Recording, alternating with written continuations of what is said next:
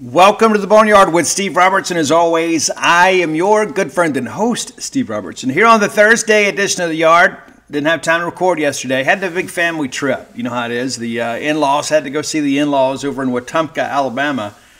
They're not from there. They just live there. You know, but yeah, Audrey and Mia, my daughters, were making the grandparent tour. We don't get to see Audrey very often, so we spent the day over there. Got a chance to see the bride's older sister too, and give their dad his Christmas gift. It's noise-canceling headphones, so when he cuts the grass, he can listen to the Statler Brothers, whatever, you know. So, but anyway, yeah, they're from Natchez, Mississippi, but we went and spent the day with them, and by the time I got home, I was just kind of ready to chill.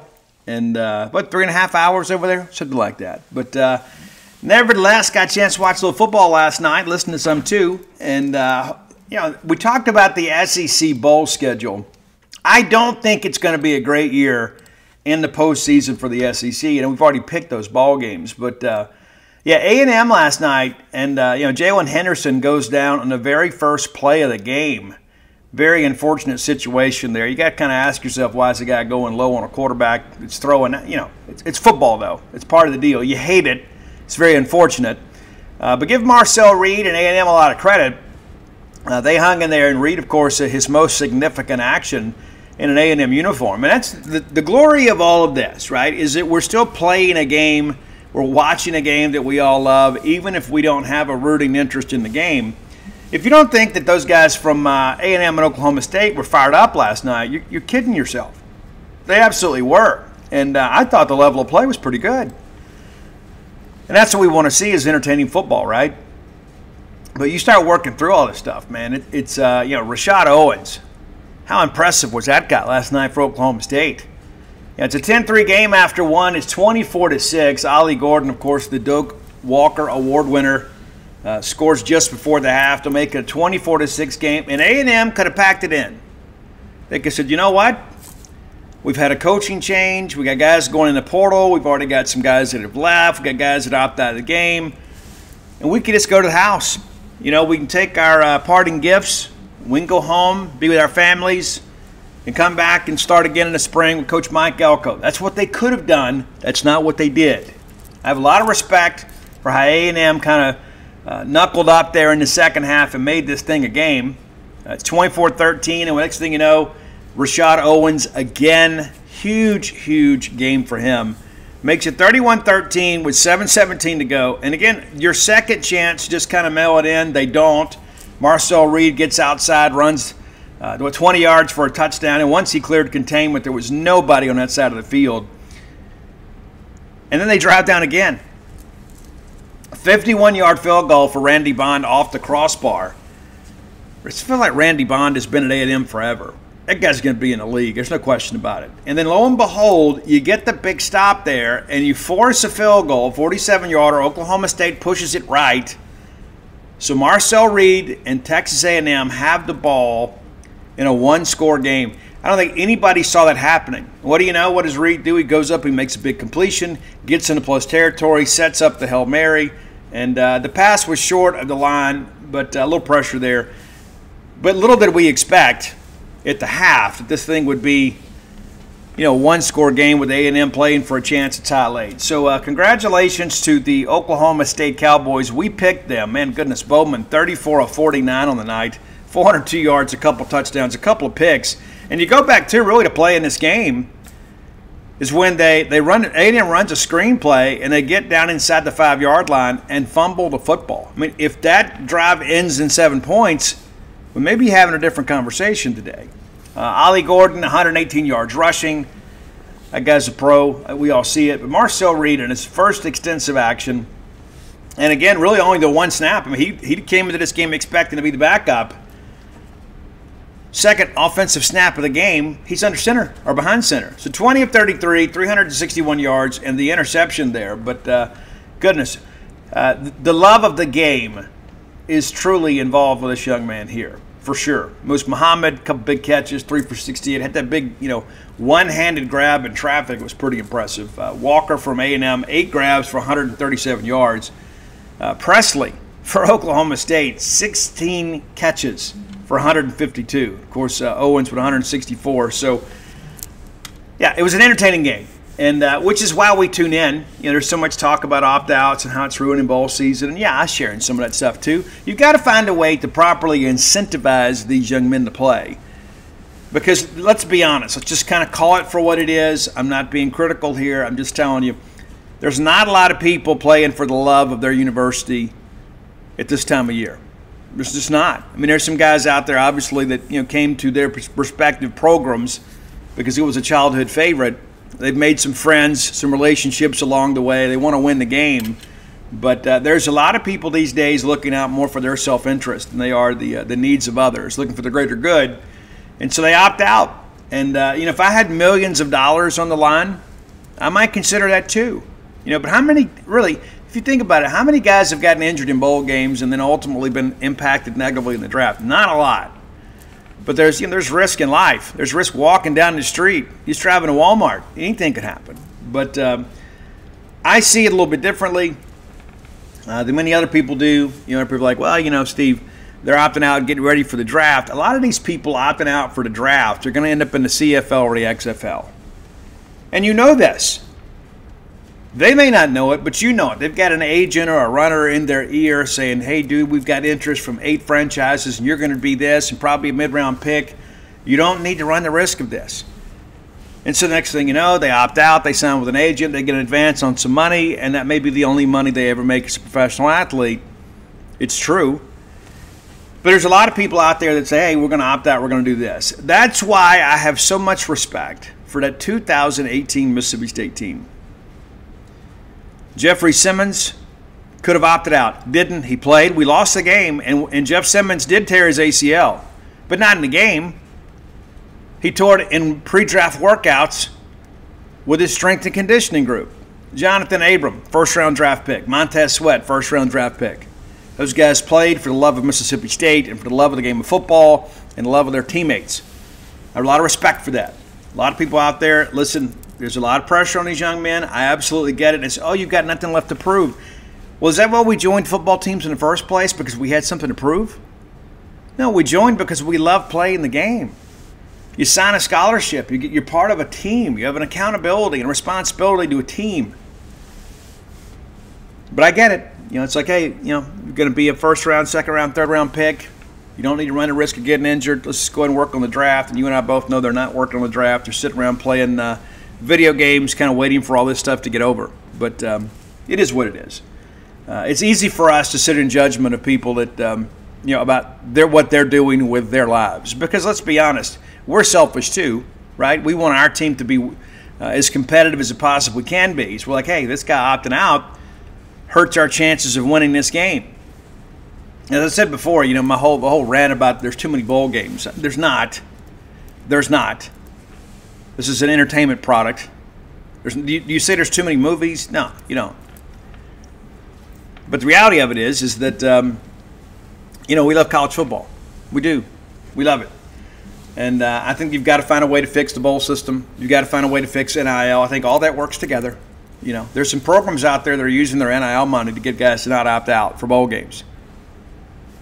You know how it works, man. You win that big bowl game, you end the year on the positive stride, and next thing you know, you got some juice going into spring practice. And so we're going to talk a little bit about that as it relates to Mississippi State. But again, congratulations to Oklahoma State Cowboys. And again, Texas A&M, there are no moral victories, but those young men represented their university well, those that opted to play.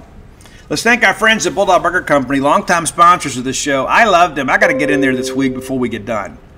I do. I've had a lot of this, Christmas food here as of late, and you love it. But sometimes you just got to get back to your own routine.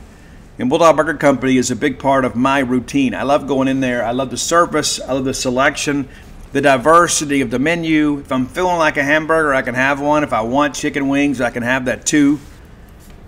If I want the spring rolls, and I always do, it's part of my, healthcare regimen, because it makes you and everybody around you better looking. And we all need a more cheery disposition in life.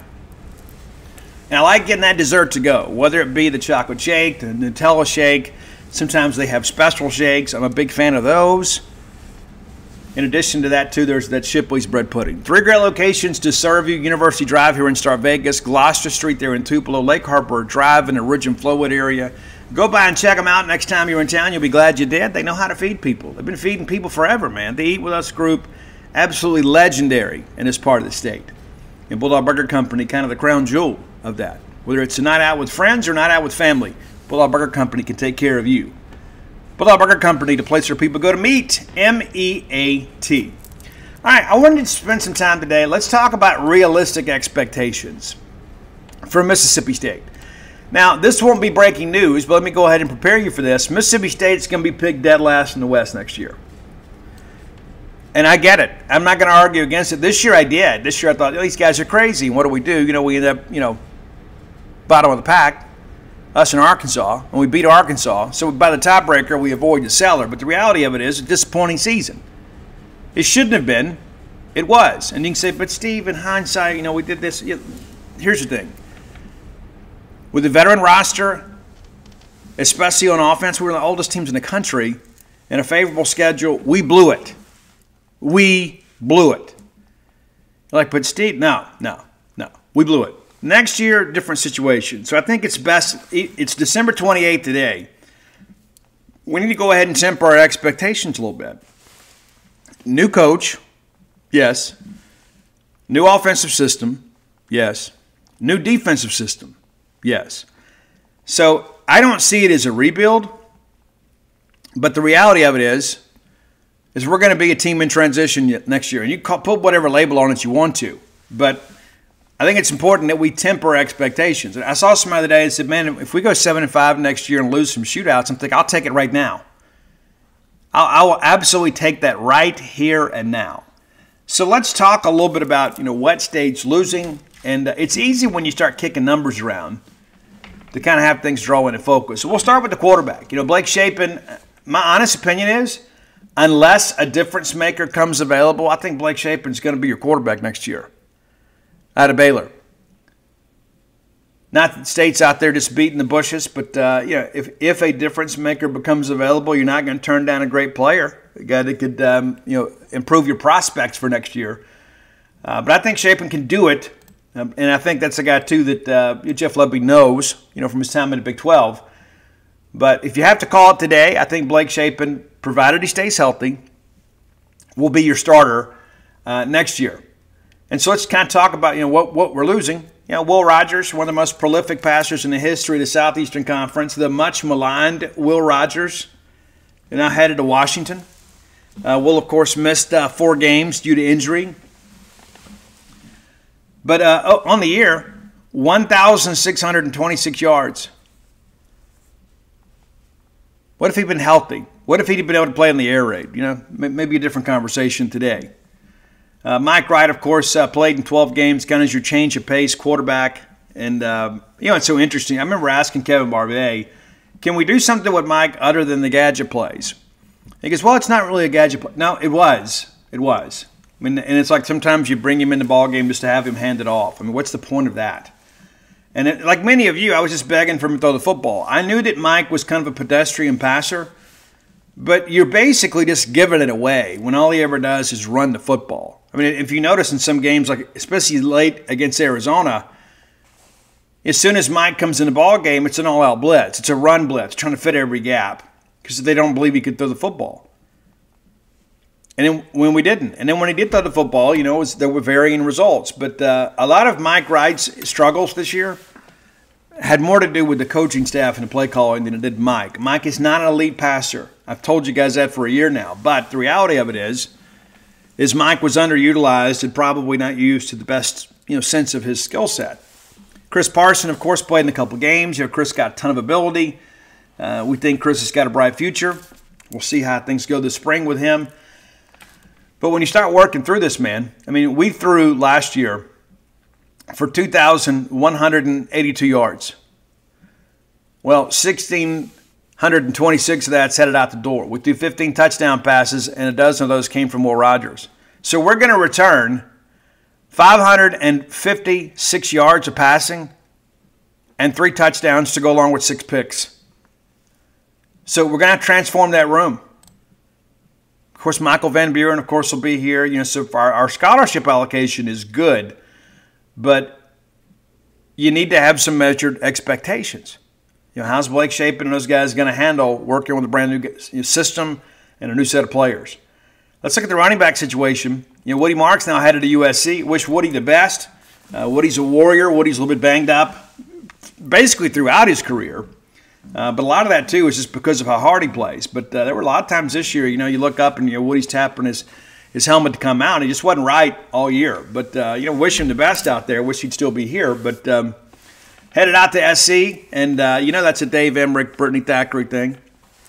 He goes in the portal. They got relationships there. Makes perfect sense. Go out there for a year. See if you can improve your draft stock.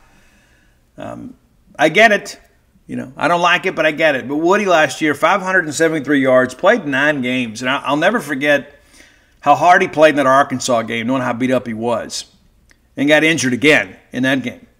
Completely different injury. But that young man did his best to represent Mississippi State. But 573 yards with Woody kind of out the door. Seth Davis last year ran for 356. Mike Wright, 324. Jeff Pittman, 268. Kevon Lee had 75.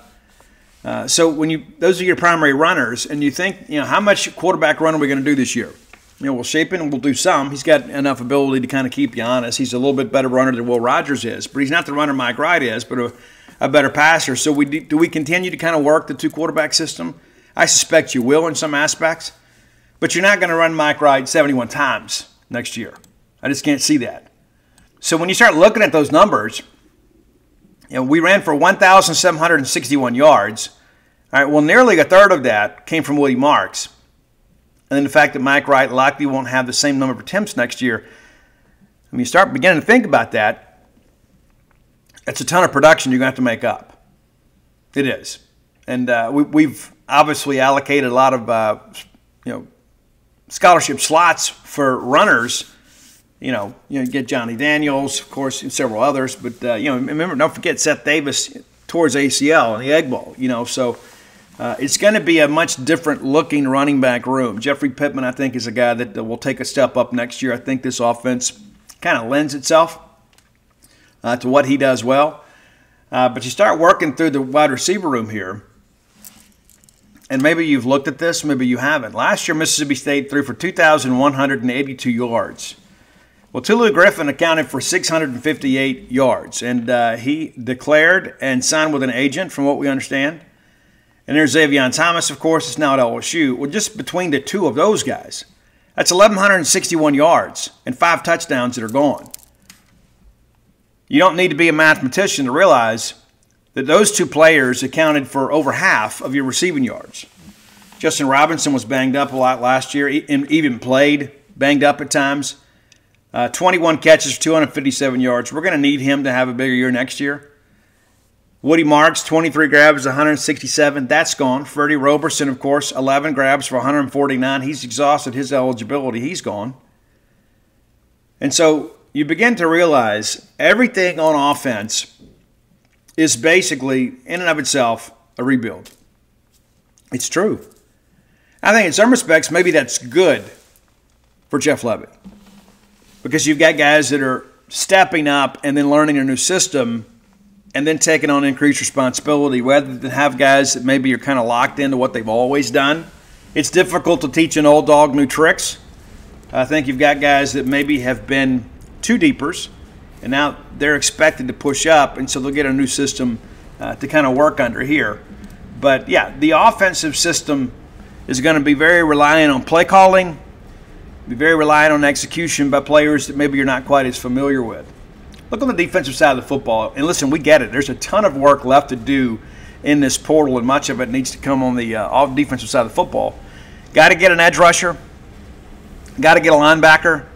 Probably got to get a couple more DBs.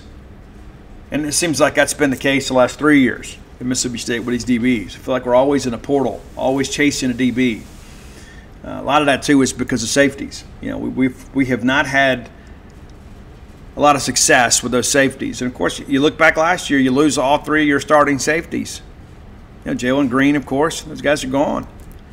So you had to replace those guys. You go out in the portal, and there's a reason guys are in the portal. It's not always good. Sometimes they're in the portal because they weren't able to play at their previous stop. And the thing that I've always thought about, if they can't play in Indiana, or they can't play other places, what makes you think they can play here? Sometimes they get behind an All-American or a big-time player. Sometimes they don't. Sometimes guys just aren't very good. On the defensive side of the football, you're going to lose a lot here, okay? And we'll work through this together.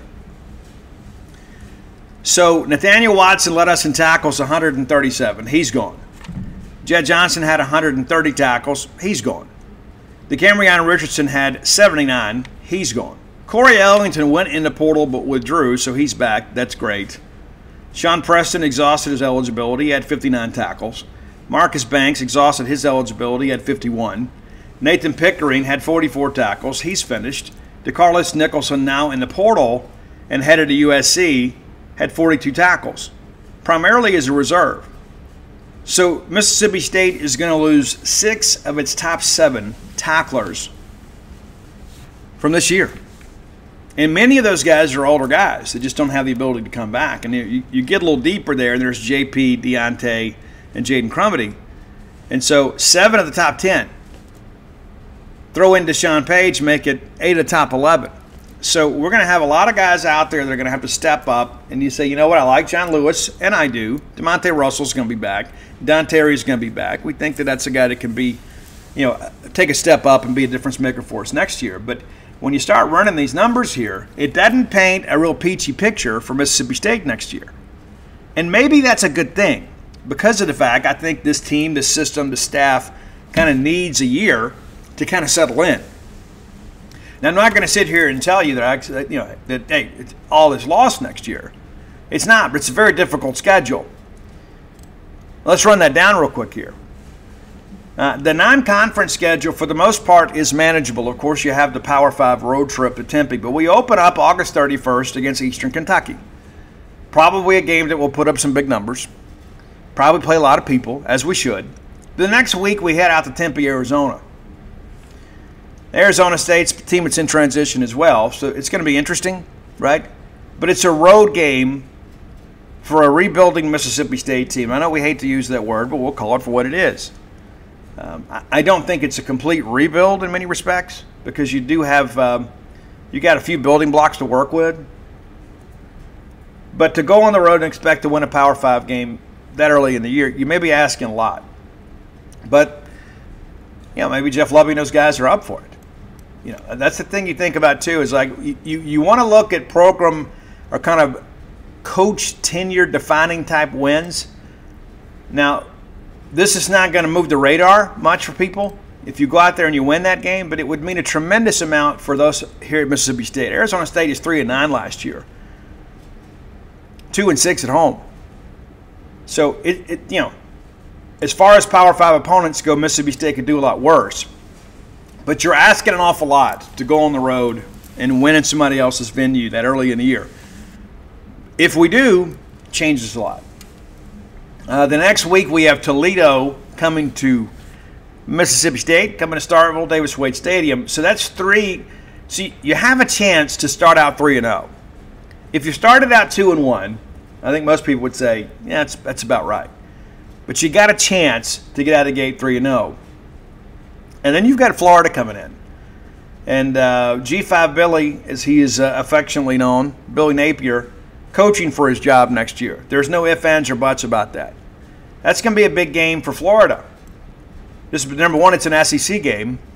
But number two, you got a coaching staff out there that is the only thing that's kept them in place is the buyout, right? I mean, nobody is satisfied with the play of Florida Gator football. Nobody.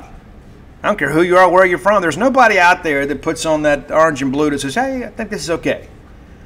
But what's interesting, too, we kind of get them at a good spot in the schedule. Like, we're playing Eastern Kentucky, Arizona State, and Toledo. They open up with Miami in Gainesville. You lose to the Hurricanes in the Swamp to open the season, and the Pitchforks are out. All right, the next week they get Samford, and then they get Texas A&M And then their first road trip is to Mississippi State. The next week, they're back home against Central Florida. Well, I guess they get a bye week. But they're going to play 2 Power 5 teams that are capable of beating them in the swamp.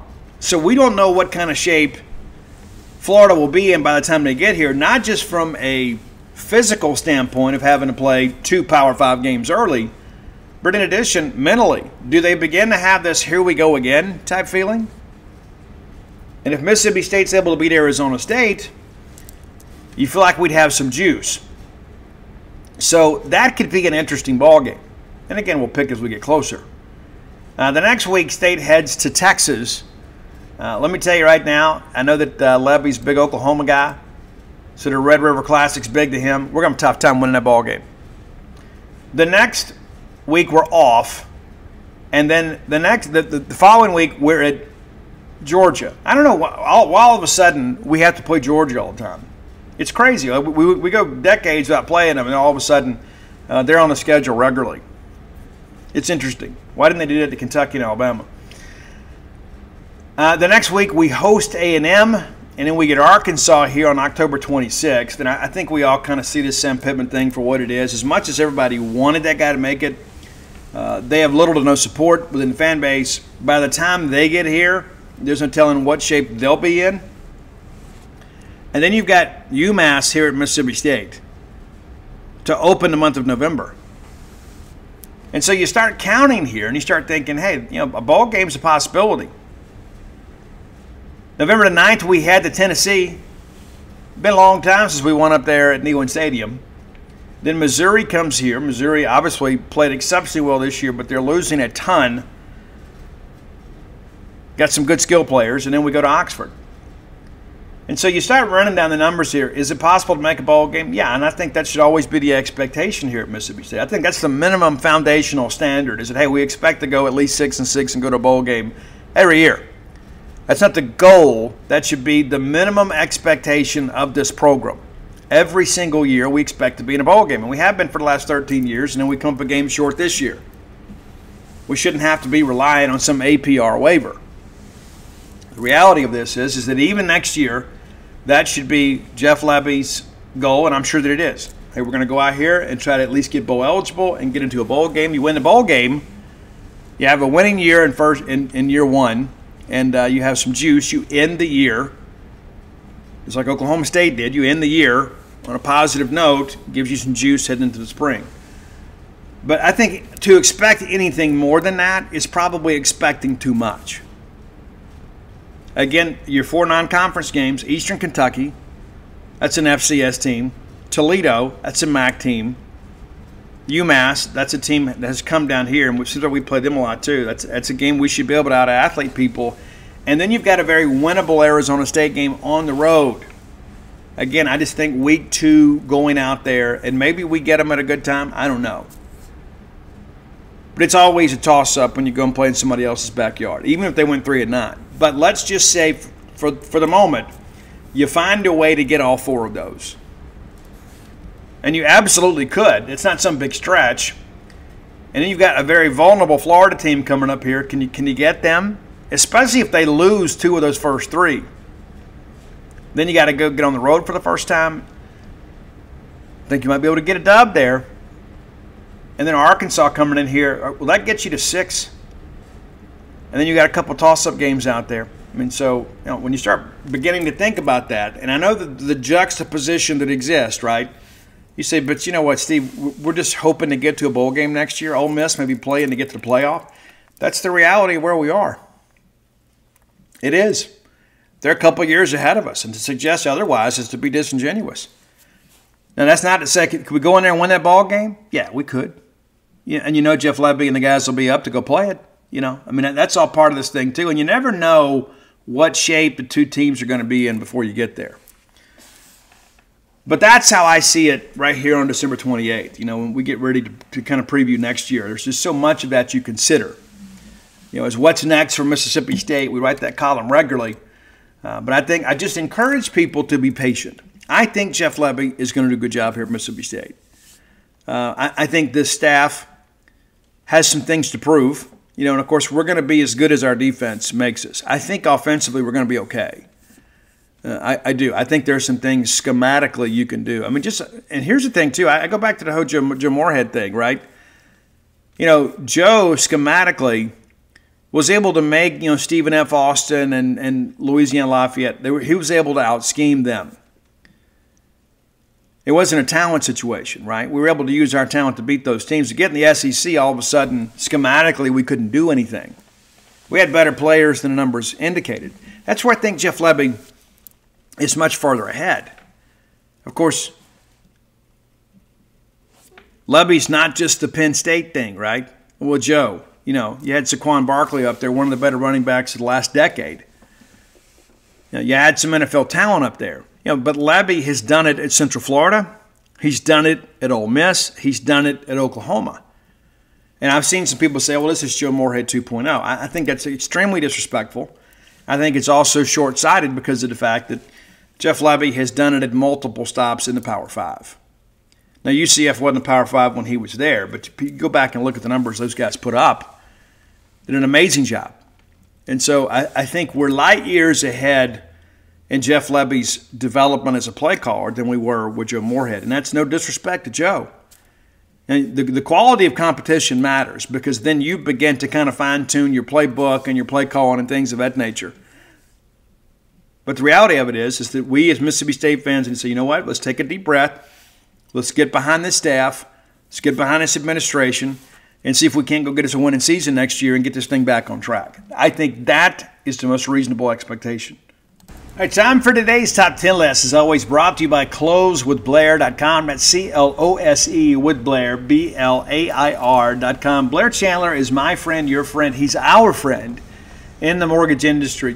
Guys, you can entrust your mortgage into the hands of a lot of people, and that's a risky proposition. It really is. It's a very significant decision. And many people struggle to get to the closing table in the first place. Thus, close with Blair. Give Blair a text or call today at 601-500-2344. Again, 601-500-2344. Blair, 22 years of experience in the industry, back-to-back-to-back, top 1% close ratio in the country. Recently made the move to Priority One Mortgage because he's a guy that's in demand. He's a guy that gets things done.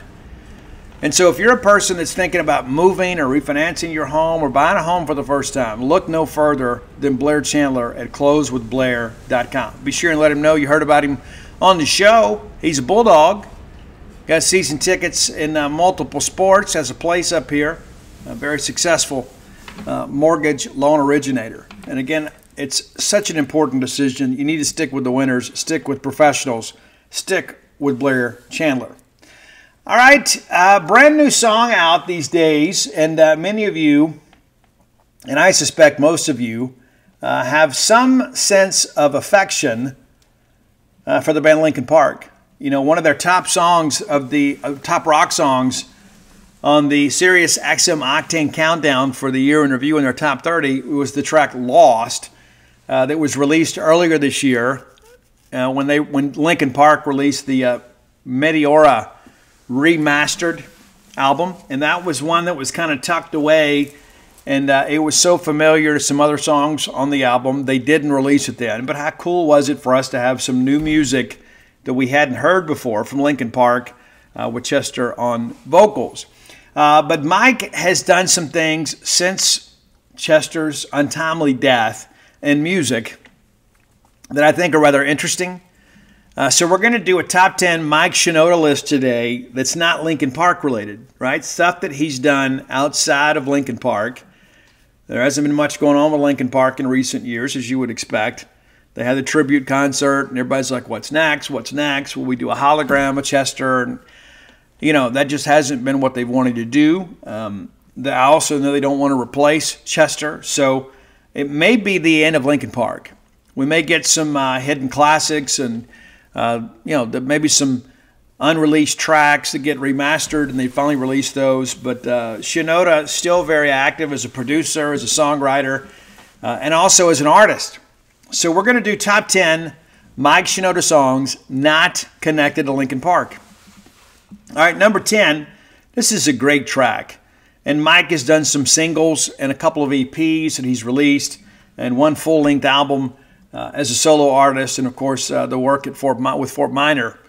But this is one that was released just a couple years ago, and I think you'll dig it. It's not Linkin Park-esque, but it's one of those cool tracks you look at and say, you know what? I can hear a little bit of those elements. It's the great track Happy Endings, featuring Ian Dior and Upsall, pardon me. But yeah, great track. And again, it's classic Shinoda, but it doesn't have the harder edge of Linkin Park. That's your number 10 track today. Number 9, another one, a collaboration with Kaylee Morg. It's called In My Head. And this was a big hit. This was everywhere, and you maybe didn't know that it was Shinoda, but it is. Number 8, from the Post-Traumatic album. The Post-Traumatic is interesting, and it's one of these albums that is inspired from a very authentic place of pain and struggle and grief. And many of these songs are written just after Chester took his life. And this is an interesting one. It's a shorter song, but it also has some voicemails from people kind of checking in on Mike after Chester. And it's the first song on the Post-Traumatic album. There were initially 3 songs released as an EP, all in honor of Chester. But it's a place to start. That's your number 8 track. And again, a little bit different track. It's interesting that the first song on the album is called A Place to Start. But it's about those days of grief when you find out that one of your best friends and your key collaborator has gone. All right, number 7, and really like this one a lot. And this is from, so Shinoda during COVID did some pretty crazy stuff, right? I mean, Mike was a guy that got obsessed with Twitch, and he put together 3 albums called Dropped Frames, Volume 1, 2, and 3. And there's a couple of them that are, lyrical, but most of them are instrumental. But basically, these were composed by Shinoda and fans on Twitch. Like, he would just get on there and just kind of create, and people would kind of jump in with him. It's a very unusual and very unique project, and it's unlike anything else he's ever done. Really, really cool track called Open Door. Really like that one a lot. That's your number 7 song from the Dropping Frames collection. Number 6, also from Post-Traumatic. This one's not necessarily about Chester, but of course the whole album kind of has the spirit of Chester in it. But it's Make It Up As I Go. That's your number 6 track. Really like this one a lot too. Number 5, also from Post-Traumatic. It's Watching As I Fall. And as I watched all this, there's videos for all these songs. I watched the video, you listen to the track. When you think about our own sense of loss, and when we have something traumatic happen in our life, more times than not, we can kind of retreat, right? And we can get into the confines of our home. We're not public figures, most of us, not anyway. But for Mike Shinoda, it was such a incredible global response to all of this. And people kind of looked to Mike to see how to react. And I think in many respects, this song is about that. Is that here he is, his heart is broken, his band will never be the same again, a legendary multi-million-dollar operation that just sold millions and millions of records and sold out arenas everywhere. He didn't just lose the friend, but in many respects kind of lost the career. And so it all happened very publicly. And so that's what kind of Watching As I Fall is about. We were all just kind of observing someone that we loved and someone that we've enjoyed for so many years dealing with something so very deeply personal and very public. And that's really what that track is about. Very emotional song. Number 4, the biggest hit from the Fort Minor album on the charts. I don't know that it's the most played or listened to track from that Fort Minor album, the Rising Tide, which is phenomenal. If you don't know that, as Ben Howland would say, it's phenomenal. And I think you should put it on today and enjoy that if you're unfamiliar with it. But Where'd You Go was a huge hit. And it's really kind of written from the vantage point of kind of like Mike's family, right? And then Mike is verbalizing or vocalizing, what his people would say. You're always chasing your career. You're never on Where'd You Go. It's like in the middle of our lives when things are going great, you've got to leave again. And great female vocal on this one as well. Again, huge hit. All right, number 3, and this is the brand new one. Brand new track from Mike off a new EP that I think is very interesting. And it's called The Crimson Chapter. There is talk they're going to add some more stuff to this. And right now, there is the Already Over with the Crimson intro, and then the radio edit, then the reorganized mix, and then there is the song Fine that's been remixed. Then there's the Fort Minor mix of Already Over. Then there's In My Head, which is a great track for sure. And then there's Already Over, Nothing's There mix, and then Already Over Part 2. And so you can just kind of put that thing on, just kind of let it wash over you. But it's a great up-tempo track. And I think Mike does a great job here as a vocalist. It's more rock-oriented than some other stuff. But again, it's really, if you're a fan of Shinoda, it kind of scratches you right where you itch. Number 2, very emotional song, written about Chester Bennington from the Post-Traumatic album. It was part of those first 3 songs that were released as an EP and then ultimately became a full-length album. And the thing that strikes me with this one is, there are some things in life that you never get over. You just get on with them, which is what our loved one would want, right? I mean, I remember when my dad died. I didn't think I could go on. I remember laying in my bed every day. I'd be late for work and things like that. And I could hear him in my head saying, you got to get up and you got to get moving. You got to get on with life. And it seems so disrespectful, right? I mean, it's like you want to just kind of sit there mired in your own grief because you feel like to move on would be disrespectful to their memory. And I can just tell you, after having lived through that, that's just not the case. I think what I truly believe is that our loved ones, of course, want us to remember them, but they don't want to see our lives derailed by their departure, right? And there are some times that we lose people without warning. It's very difficult. And that was really the case here, even though Chester had his struggles with chemical dependency and things like that. And of course, he was a survivor of abuse, of childhood trauma.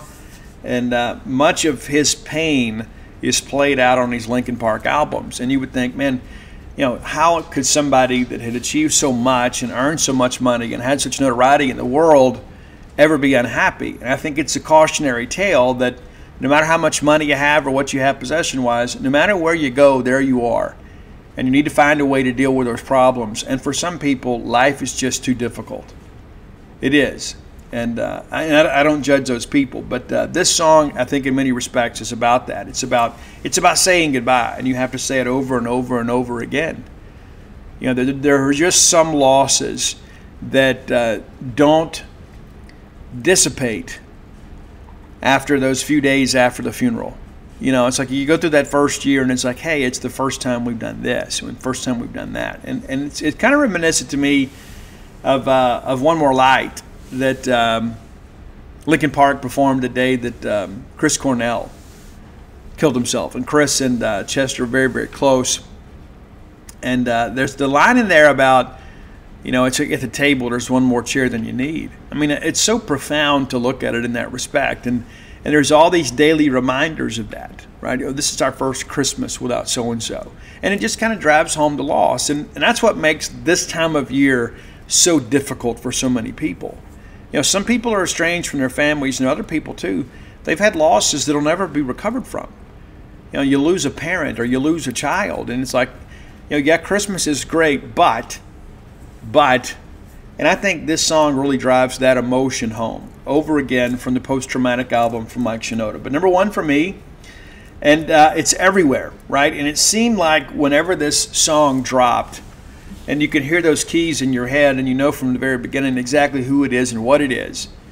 It's Remember the Name from Fort Minor. And when I was doing my research for this list, I looked up and saw that Remember the Name has like millions more views on YouTube than some of Linkin Park's greatest hits. And I think, again, it kind of diversified who Shinoda really is.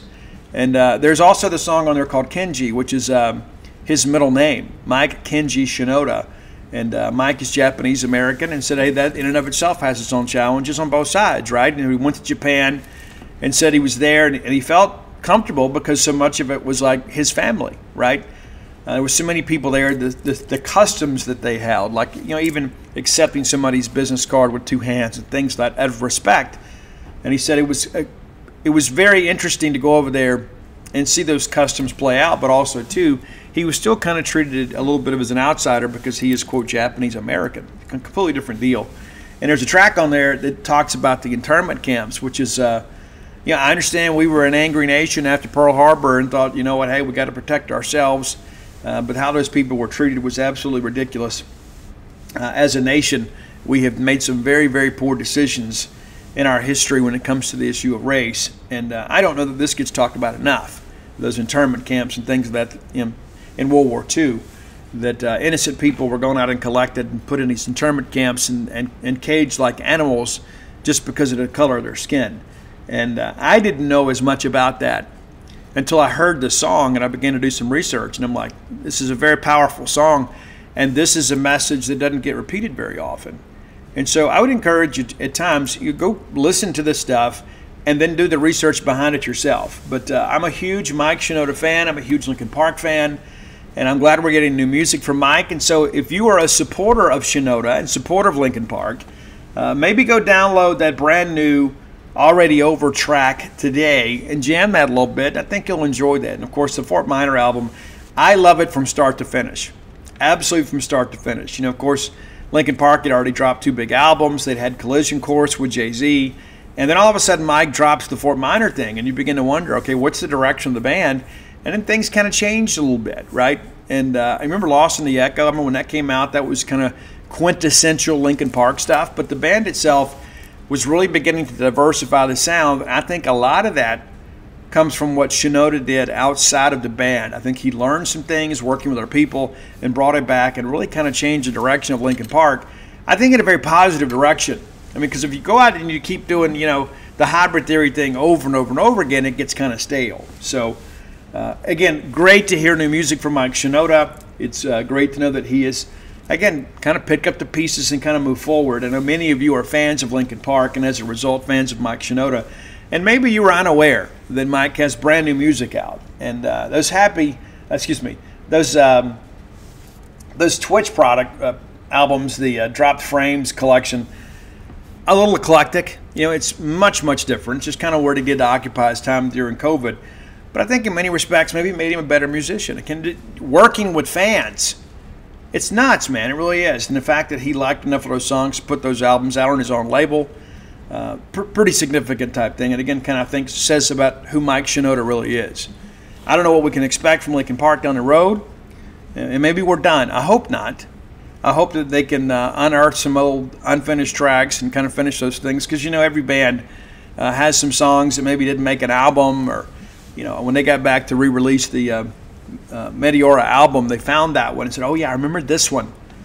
As well as I did, there's some more of that stuff tucked away, just like there is with Chris Cornell and Audio Slave. There's rumors out there. There's as much material with Tom Morello and those guys with Chris Cornell to have 2, possibly 3 Audio Slave albums, and at some point that'll see the light of day. I don't know what Tom's waiting on, to be quite honest with you, but I know the new Soundgarden, the final Soundgarden album, that has finally been resolved. Of course, the Cornell family for a while, kind of Vicky Cornell, and no matter what you think about her, kind of locked onto these and wouldn't let the band finish them. Well, they've now settled that lawsuit, and so we should have new Soundgarden music in 2024.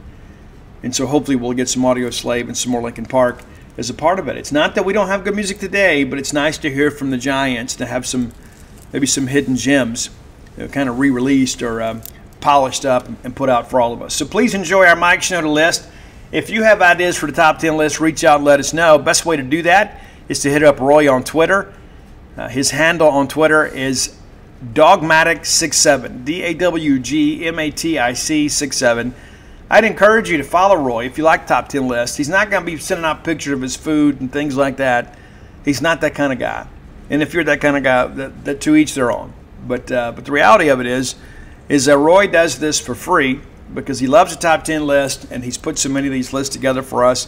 And what's so interesting, too, we've had some lists, like 20,000 downloads of those lists. It's amazing to me we don't have that many listeners per show. There's sometimes that we get well over 10,000, but the reality of it is that these lists make the rounds, and appreciate so many of you enjoying those lists. And so if you'd like us to do your list, let Roy know. Of course, I'm on all forms of social media at Scout Steve R. I can't promise you I'll see it, though. I'll do my best, but your best bet's to hit up Roy. And appreciate all that Roy does for the Boneyard and for all of you. All right, next segment of the show brought to you by Campus Bookmart, a Starkvillian institution. I love Campus Bookmart. You should too, if you don't already. You may already have a raving love affair with them. I love them. I do. I love being able to go in there and get what I want for all the Bulldogs in my life, whether it be Christmas time or Valentine's or New Year's Eve gifts or whatever, or maybe just a casual Tuesday, right? There's nothing better than getting a gift that knows that somebody's thinking of you. So maybe treat somebody that maybe wasn't on your Christmas list, or maybe somebody you've forgotten about, or maybe somebody that's kind of having a tough time. Send them some Mississippi State gear. We always want to rep the maroon and white. We do. And the best selection of Mississippi State merchandise is found at Campus Bookmart. If you can't make it to town, or perhaps you live in the mission field and you need to be able to order online, you can do so at campusbookmart.net. And by being a Boneyard listener, we'll give you a phrase that pays. It's BSR, which stands for Beautiful Steve Robertson. That gets you free shipping on all orders over $75. Any order less than 75 bones, absolutely incomplete. Again, that's campusbookmart.net, promo code BSR. Let's talk a little basketball here. You may have seen this, Mississippi State's Jimmy Bell. How about that? Your SEC Player of the Week. Where would we be without Jimmy Bell? I mean, it's absolutely ludicrous, man, to think about the improvement this guy has made. And maybe ludicrous is not the right word. Tremendous. Tremendous. I mean, to think this is a guy that averaged 4 points a game, and he has come in here and really answered the call for us, because you guys felt like I did when we found out Tolu was going to be out, all of the non-conference. We're like, you know what? This season's done. It's like this black cloud just persists over us. We're finished. It's, well, Jimmy Bell's going to have to step up. Well, he has. He has. Jimmy has been tremendous. And now you begin to think about, you can be somewhat patient with Tolu. You don't have to rush him back. And we can be playing our best basketball down the stretch here. But Jimmy Bell, your SEC Player of the Week, 6'10", 280-pound graduate senior, had 17 points and 18 rebounds and 3 blocks in our win over Rutgers in the Gotham Classic. A tip of the cap to our graphics people for that Silent Night graphic. And outstanding. Bell was named the MVP of the game. He was 6 of 11 from the field, 5 of 6 from the line. 17 points were a season high, and the 18 rebounds were a career high. You talk about a guy that has answered the call from Mississippi State. It's Jimmy Bell. Now, the Bulldogs back in action this Sunday in Humphrey Coliseum on December 31st. That's New Year's Eve. I don't know what your plans are for Sunday. I don't know what you got going on. But before you get all gussied up or before you go grab some adult beverages, let's swing by the hump and watch the Bulldogs take on Bethune-Cookman. The last non-conference game, of the year for us until we make the NCAA tournament. But Bethune-Cookman, you look at this team here. There's no point really previewing the game. It should be a chance for us just to go out there and handle business. And you can say, but Steve, I get it. I get it. We lost to Southern, right? We can't afford to take anything for granted. But I think in many respects, Chris Jans has taken that dreadful week we had and turned it into the positive. I think our young men are playing with a lot more enthusiasm. Not that we were playing bad, but I think it was a wake-up call, and I think Jans and the staff have used it as such. Bethune-Cookman 5-6 on the year. They opened up the year losing Minneapolis to the Golden Gophers there, and then they knocked down Trinity College and Trinity Baptist, and they score a bunch of points in games that nobody really cared about. And then they get Charleston Southern by 6 down in Daytona Beach, and then lose to Lamar, lose to Delaware State, get absolutely destroyed in Farmville, Virginia at the Brock Challenge by Longwood. Yeah. They get Incarnate Word by 14 and then take down South Carolina State. They lose at Purdue Fort Wayne and lose at Chicago State. They're set to play Friday against Central Florida and then make their way to Starkville. So a little bit of a holiday break for them, 9 days between games, and then they're going to play 2 in 3 days. But yeah, it should be a game that we should handle. But again, when do we get Tolu back? There was a lot of discussion, January 15th, then maybe Christmas, So after this weekend's game against Bethune-Cookman, we're going to be on the road at South Carolina. We'll be in the SEC play, and we'll kind of see how things go. But it'd be nice to have Tolu back for SEC play. Does he play this weekend? I don't know. I really don't know. I don't think it would hurt him to get a couple minutes, of course, and just kind of get out there and kind of get him back in the flow. But, again, you look at this thing, man, and I remember when Farmer and I talked about at the beginning of the year, he thought 11-1, and we're 10-2. And really, the swing there is the loss to Southern. It was completely unexpected, right? But the way that we have navigated through this without the benefit of Tolu Smith has made us a better basketball team. And I think the SEC is going to take notice, and Tolu gets back and kind of gets back up to shape. I think that we're a team people aren't going to want to play. Jimmy Bell wasn't the only person that collected a nice honor this week for the Maroon and White. Maybe you're familiar with this. Lauren Park Lane, a native of Wilmington, Delaware. How about that? She has become a player that has become a fan favorite here at Mississippi State. Pretty nuts here. An individual Mississippi State single game record for the men or the women. Most three-point baskets made in a game, 10 of 17. Nuts. We talked about that earlier in the week, but it's pretty nuts to think about that. And that's on the road. That's not a friendly rim, right? That's not just a backdrop that you're used to shooting at. I mean, she goes on the road and lights them up in a huge game. Huge. 30-point game. And it's nuts. It's nuts to think about the impact that she's having on this team. And, we're finally getting healthy. So congratulations to Lauren Park Lane and everybody connected with Mississippi State women's basketball. I got high hopes for this team. Now, the ladies are going to be in action tomorrow night here at Humphrey Coliseum against Mississippi Valley State. That's the final non-conference game of the year. So be able to, you need to go ahead and turn out, be a part of that.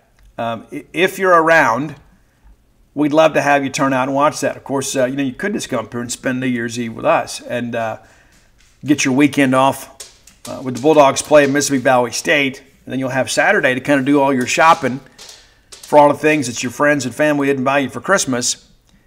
And then watch that game against Bethune-Cookman on Sunday. And then go to whatever New Year's Eve party you're looking at. But, looking at this Mississippi Valley basketball team, the Devilettes, we kind of touched on this earlier. Again, a game at State should win 1-10 on the year. We're not going to go back and recap the schedule again. But we should be able to win on both sides of the basketball ledger. The men and women should be able to secure victories in these final non-conference games before we get ready for SEC play. And that's pretty exciting, too, when you start thinking about that. Hey, where we were, what our expectations were, and it does appear that we're trending in the right direction on both sides of things. And again, just finally getting healthy on the women's side and about to do so on the men's side. The women are 12-2. We didn't have a ridiculous non-conference schedule, but guys, we played some Power 5 opponents. It wasn't like we just playing the Mississippi School of Math and Science week after week.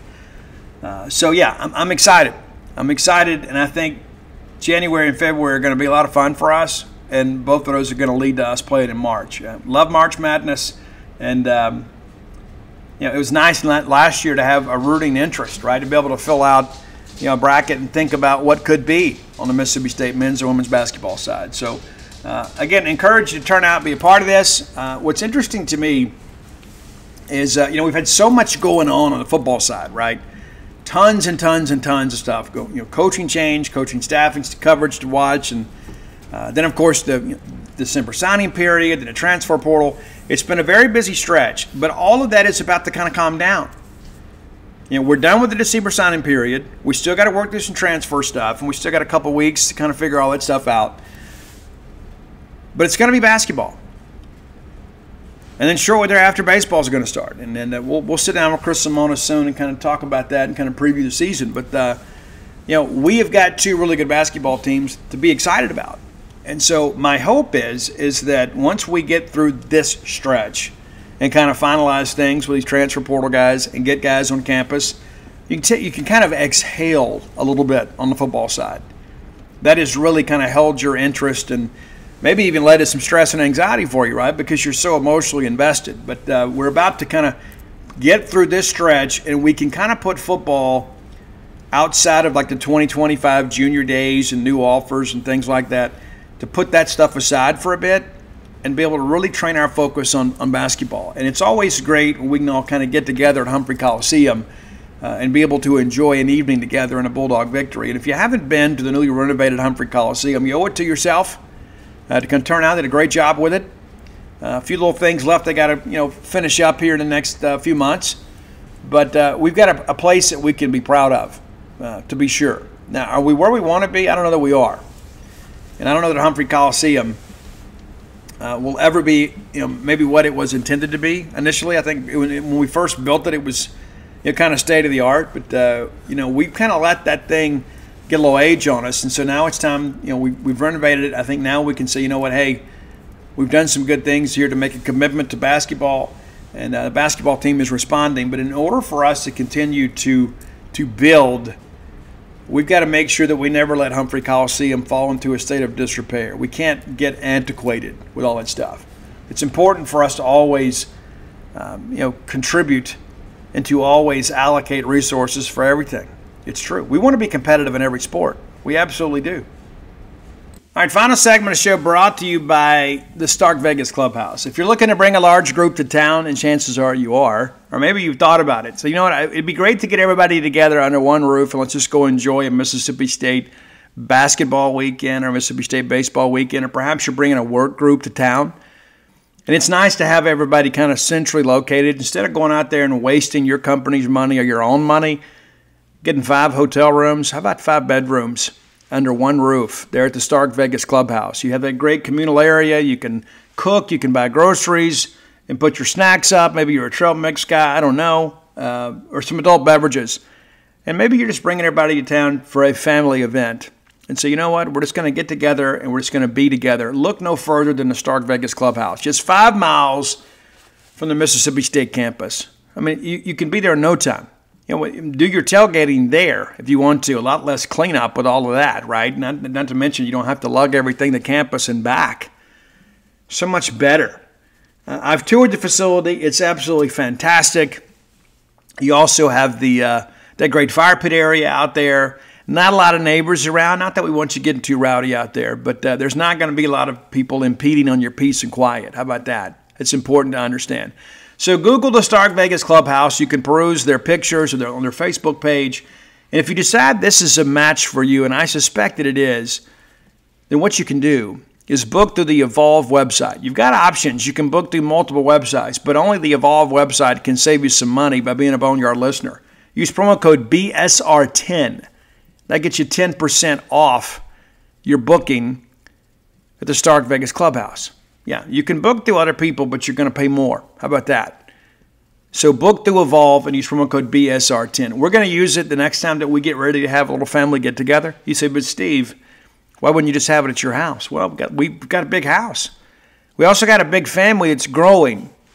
And I think, that they've kind of outgrown their childhood bedrooms, right? And so we'd like to have that. I think it'd just be a great weekend, a chance for us to kind of get together and have the bride, get those cinnamon rolls ready on Saturday morning or Sunday morning. Have everybody wake up to that and some fresh coffee, rather than having to go deal with the powdered eggs at the hotel lobby. Everybody walking around their bare feet and their pajama bottoms and things like that. You don't know what they've been up to. You know how it goes. Nice to have a little privacy. So make it a special event at the Stark Vegas Clubhouse. Again, by booking through the Evolve website. Promo code BSR10 to save 10% off your stay. Okay. Now, we know that not this weekend, but next weekend, that first weekend, we're going to have an opportunity to host some players. And, by and large, it's going to be transfer guys the rest of the way. Of course, January 3rd, we'll have Stonka Burnside make his formal announcement about his college destination at the Under Armour game. And then January 6th, Daniel Hill. We'll talk about that more as we get closer. We've talked about that a lot. But let's talk about some other players. Cameron Smith a native of Whiteville, North Carolina, junior defensive back at Memphis, of course, played for Coach Matt Barnes, has informed us that he plans to take an official visit to Starkville the first weekend in January. And wouldn't that be nice, right? Big year for him last year. He has spent 3 years there and has 1 year of eligibility remaining. So he's a veteran guy that's played a lot of football. He had 57 tackles last year as a safety and 3 interceptions. Also 6 pass defenses as well. But he's going to have some options. But he's going to have an opportunity to come here. Matt Barnes, of course, giving him the opportunity to play in a Southeastern Conference with a coach that he's familiar with. You know, Barnes is going to coach the safeties and be the co-DC. And so obviously he knows there are some players at Memphis that have the opportunity to help us. And so that's a name to kind of remember as we get into the month of January. Cameron Smith out of Whiteville, North Carolina, 3 years at the University of Memphis. Played 21, 22, 23. We're starting to cycle out of all this COVID stuff, and thank goodness for that. But there are so many guys out there that, you know, still have a COVID year available, but we're about to be done with all that stuff. Thank goodness. Because it makes it so much more difficult, for not just for us to follow it, but for coaches to manage the roster. There's a lot of guys that have the COVID year that are going in the portal and going somewhere else and taking full advantage, as they should. You only get a short time in life to play sports. If they give you a free year to do it, you should. Okay, a name that you should be somewhat familiar with, Hershey McLaurin.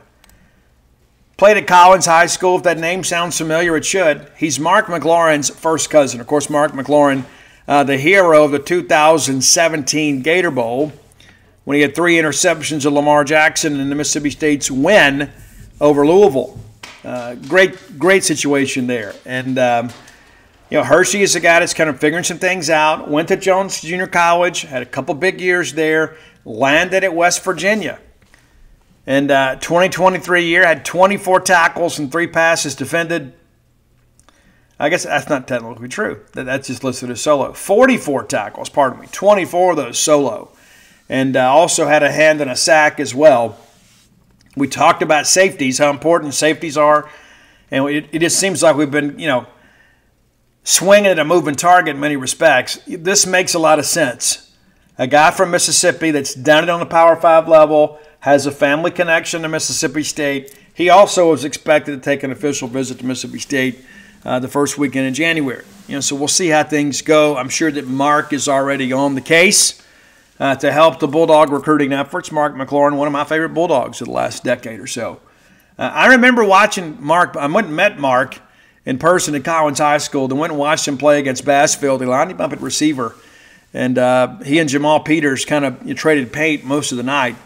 But Mark McLaurin is exactly the kind of person that we needed at Mississippi State. Of course, that ultimately led to Nathan Pickering coming here, right?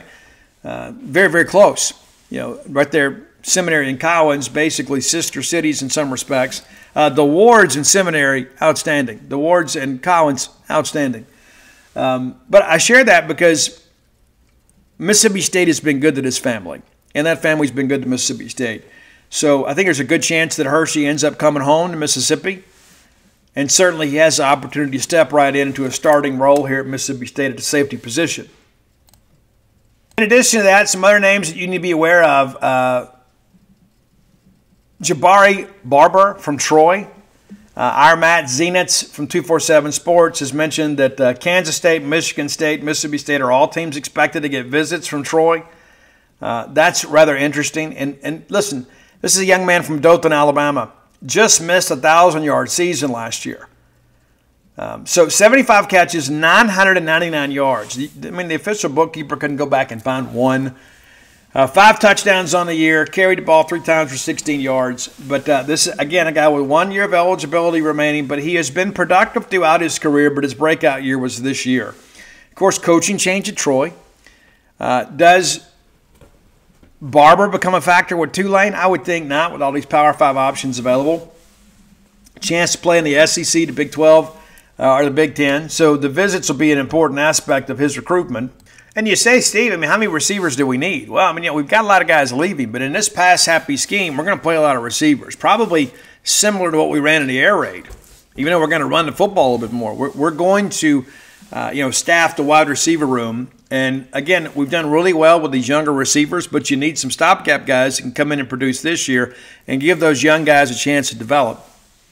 And so that'd be awfully interesting if we're able to get him. Not sure of the date of his visit, but that's just kind of something to watch as we move forward. And again, we talk about all these needs that we have. We're only down about a handful, but you're not going to turn away great players. I mean, you got 30 guys right now as part of this class. And you got a couple more guys too that we'll add, from the high school ranks as they're formally announced, right? And that's San Francisco obviously is committed, but they hadn't announced his signing yet. He'll do that on February 1st with his teammates, and of course, Sanka Burnside on the 3rd and Daniel Hill on the 6th. It'd be great if they could get all 3 of those young men. But we got to get an edge rusher and again some defensive backs, and all of a sudden you see Hershey and Cam kind of pop up here, and you say, hey, that makes a lot of sense. And then, of course, there's all the Stone Blanton stuff out there, too, who is now officially in the portal, and we're optimistic about that. But, again, it's not over. It's not over. It's not over until they announce, and then even then it's not officially over until they, sign their SEC financial aid agreement and then ultimately enroll. So there's a lot to this, and I think they could simplify this whole process by allowing those guys to sign a national letter of intent. And maybe it doesn't even have to be in the December signing period, right? Just once they've made their decision, this is where I want to go. Kind of like it used to be in the old days. Coach would go down and offer a guy a scholarship. They wanted to go. They'd go ahead and sign the scholarship paperwork right then and there. So we have these e-sign documents nowadays. It's not that we're expecting Jeff Lebby to go on the road to get personal signatures. But I think there is a way we can simplify this whole thing with transfer portal recruiting. Very, very simply. When guys are ready for it to be over with, they can get it done. And it's so interesting. I go back to the whole Marcus Banks thing, and there's some people. I don't apologize for having good sources. I don't. And Marcus Banks, we had to fight Miami all the way until the moment they loaded the U-Haul, right? Miami was still trying to get him to come there instead of coming to Mississippi State. But so there are going to be young people that get approached. Of course, they make a public declaration and then sign that SEC financial agreement.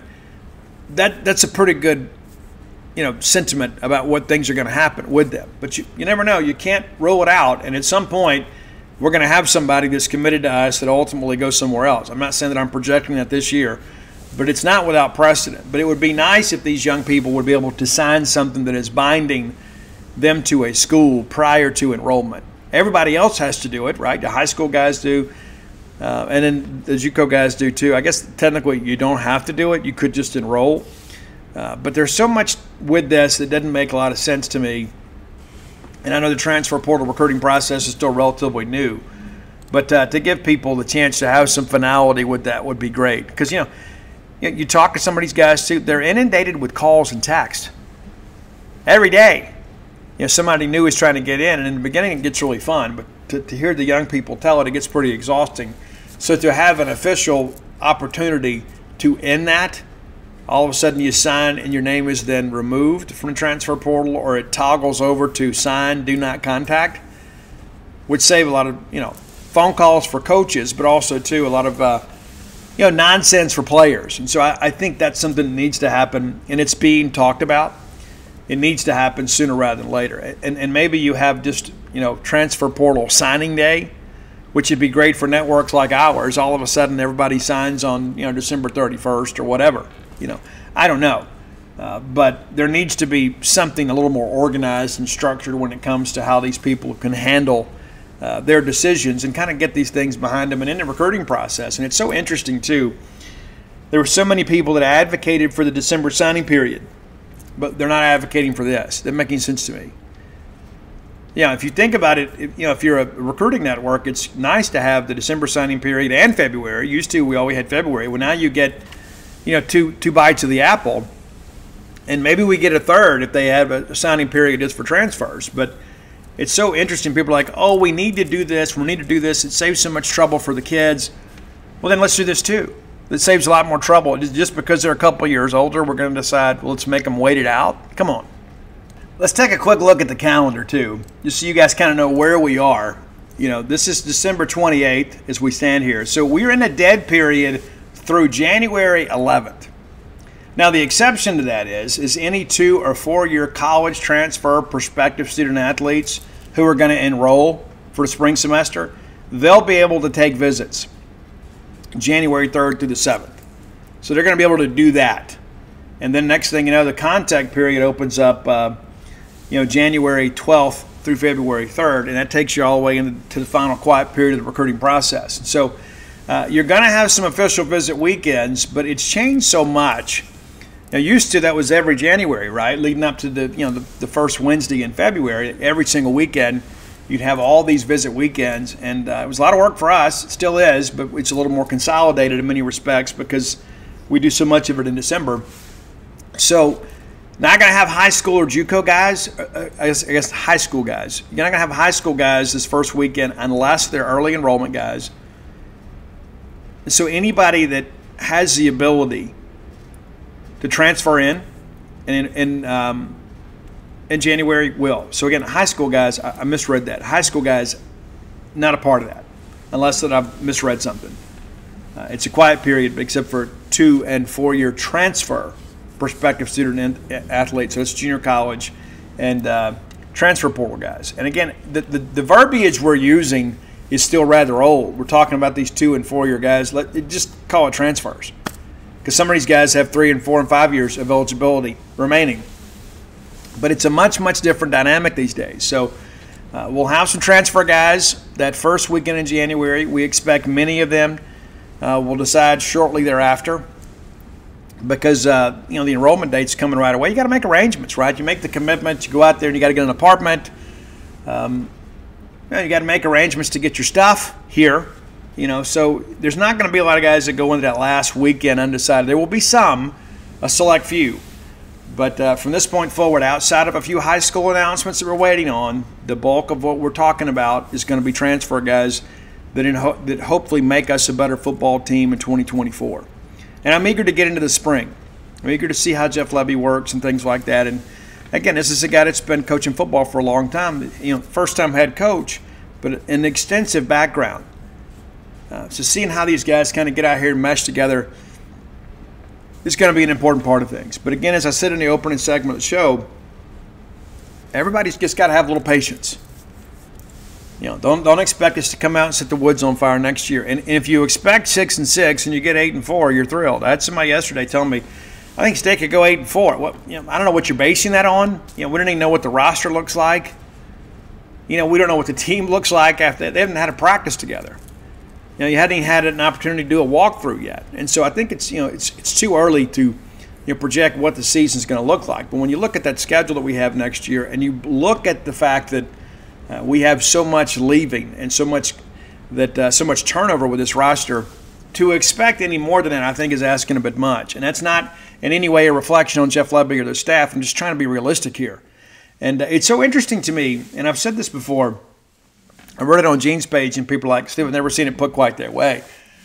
But I've never, ever, ever, ever in my lifetime met a pessimist that didn't fashion himself as a realist. It's like they say, well, so-and-so just tells it like it is. Well, no, they don't tell it like it is necessarily. They're just telling you what you want to hear. It becomes an echo chamber. And why is it that you have to be negative to, quote, tell it like it is? And so we forecast failure, and it's like, well, that's just, they're just being honest. No, not necessarily. They might just be a miserable human being. And maybe you are too, right? It's so interesting how that works. It's like we validate our own feelings when we get the opinions of others that kind of match a narrative. It's like, oh, I think this player's going to stink. And then somebody else does, well, now I feel better, I've got enough faith in my own evaluations, my own opinions. I don't need external validation from others. And I think it's important to understand that as we all move forward here, we can all expect whatever we want. We're going to get what we get. But I'm just encouraging people to expect next year there's going to be some bumps and bruises. There's going to be some growing pains. I think when you start looking ahead to 2025, I think we have the opportunity to be a rising team. And that was one of the things I think really factored into the Zach Arnett decision in many respects. And I had somebody ask me, would you rather 2024 be a challenging season for a last-year coach or a first-year coach? Well, that's an easy decision for me to make, right? I think we'd all, probably 99% of us would say, well, you know what? If we're going to struggle next year and we're going to be a 6-6, 5-7, 7-5 type team, give me that as a building block for the future rather than, hey, you know, we made a commitment to this guy. We promised him we'd be patient, and then things went awry. But we're going to give him another year, you know, to make everybody feel better. Well, I just think most people probably saw it for what it was. And, you know, I was on the phone every week after somebody's losses asking people, there's a lot of chatter out here. We're going to make a coaching change. No, we're not going to make a coaching change. No, we're not going to do that. And then the week before the A&M game, it's like, yeah, we're making a coaching change. And we'd like to hold it until the Friday after the Egg Bowl. And then we get embarrassed by a third-team quarterback at A&M. It couldn't happen. It couldn't continue. And it's been a whirlwind for all of us. But I think in the end, I think even the most hardened Zach Arnett supporters, I think now in hindsight, when you look back and you've removed the emotion of it all, and you know how it is, you get so caught up in this tribalism battle. You know, it's like you hold on, oh, no, this is what I want to happen, because I guess it gives us all some internet cred. Well, we had to make this change. And so, again, now I just ask people to be patient with Jeff Lebby, because I don't want to be middle of the year. And, it's inevitably it's going to happen. It's going to be on the Facebook group. It's going to be on Twitter. Oh, we made a mistake. Like if we go out there and lose to Arizona State, the pitchforks are going to be out, literally and figuratively, right? It's going to be part of the deal. Because there's some people just simply waiting to pounce, always. It doesn't matter what the situation is. There's so many of us that just can't wait to say, I told you so. Yeah, I have some of that too. I carry some of that same burden. But there are a lot of people out there, it's like we're so scared to believe. And we're so scared to want better for Mississippi State. It's like we've been so conditioned to treat life like an also-ran. And it's like we laid the groundwork to come back later to say, see, I told you so. I think belief is a wonderful thing. I just think our beliefs in next year need to be a little bit more measured. It's going to take some time. It's year one with a completely new staff outside of Chad Bumpus and David Turner. And listen, Chad just got here a year ago, right? Doing a great job on the recruiting trail. David Turner, of course, is a salty veteran, but David's going to have to work in a new system, as is Chad. And so it's going to be interesting to see the dynamics and all that stuff. But we're building towards something. And could I see a scenario one day where Zach Selman leaves and takes the Oklahoma job, and then as soon as that job comes open, I don't know what Brett Venables looks like over there in 5 years, and he tries to take Jeff Lebby? Well, of course. Of course you see that.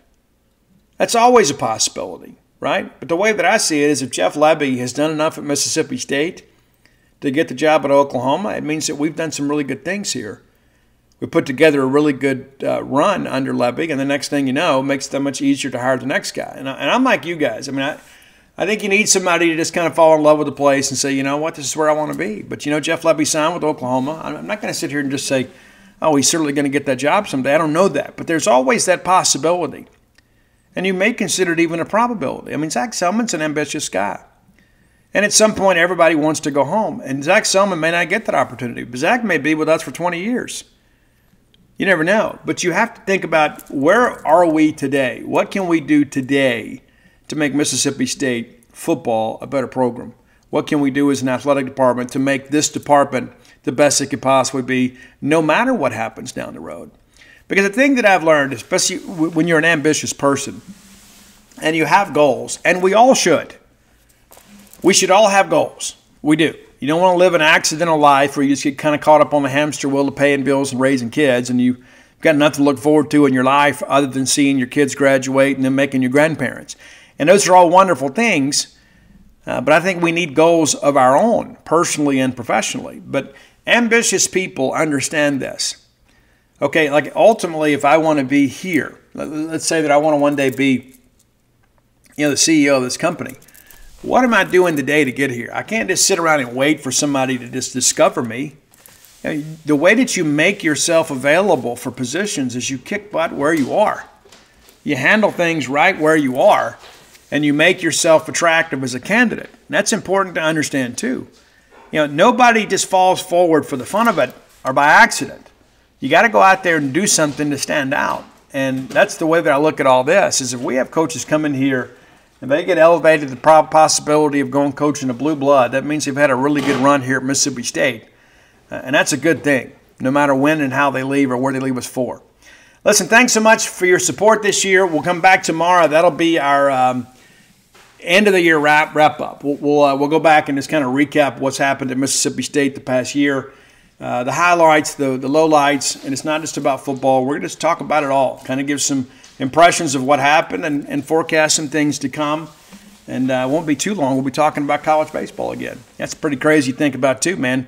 When we turn the calendar, we're going to be about 6 weeks away from Mississippi State college baseball. I do expect us to have a much better year this year. Certainly hoping so. And I think there's more evidence this year than there was last year of a turnaround. But I look forward tomorrow for the year in review. And listen, I love you guys, man. You guys have been so great to me over the years buying the books. And if you hadn't done so, go to whenthebottomfalls.com. And the book's doing exceptionally well. I'm getting messages from people from all over the country. Not just people in recovery, but people that have a loved one that needs to be in recovery. Saying that they found the book to be inspirational. I have a lot of people that have nothing to do with alcoholism or chemical dependency that said that they have found some value in the book. That is an inspiration to them.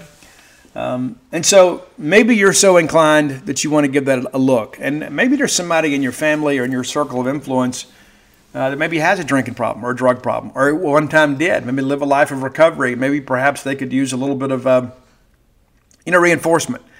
I encourage you to go out and buy the book. It's whenthebottomfalls.com. You can get it in most great bookstores in Mississippi. We'll be handling some more distribution after the turn of the year.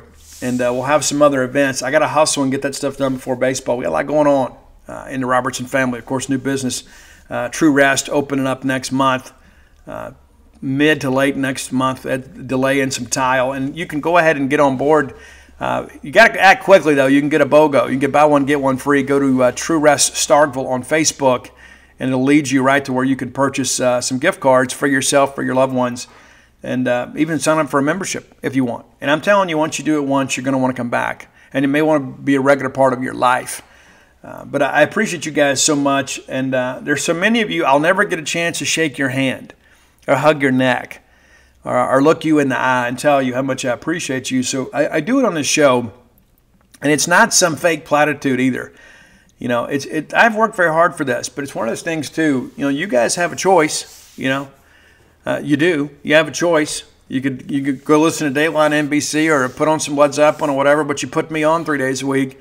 And I appreciate that. There's so many people from around the country that reach out and say, you know what, Steve, we get no Mississippi State coverage here. So without what we get from you at Gene's Page and from the Boneyard, we really wouldn't have anything. So it makes me feel better connected. That means a lot to me. It truly does. And I want to, again, for our military families, there's so many of them out there. I get messages regularly from people that are stationed around the world that say, hey, Steve, thanks for giving me a little piece of home. For all of you that are connected to a military family, whether you're serving overseas, maybe you're stationed away from your family, and maybe you don't get to see your family very often, and they're paying a price for us too, for our freedom, for those that love you.